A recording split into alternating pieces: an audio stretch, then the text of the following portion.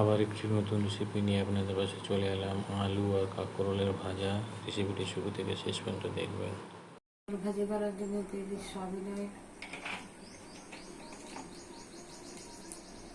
কুচি, পেঁয়াজ কুচি, পেঁয়াজ লাল হয়ে গেছে, দিয়ে দিচ্ছি কাঁকরোল আলু,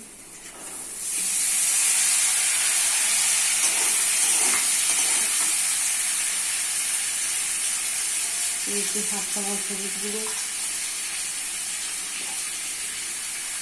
1/2 চামচ লবণ,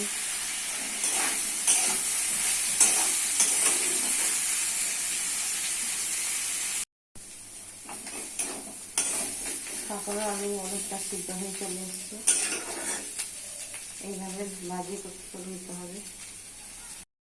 ভাজি লাল হয়ে গেছে, নামিয়ে দেখাচ্ছি। রেসিপিটি রেডি হয়ে গেছে। কত সুন্দর, কত টেস্টি। বাড়িতে করে খাবেন, পরিবারকে খাবেন, সাবস্ক্রাইব করবেন, সঙ্গে থাকবেন, পাশে থাকবেন।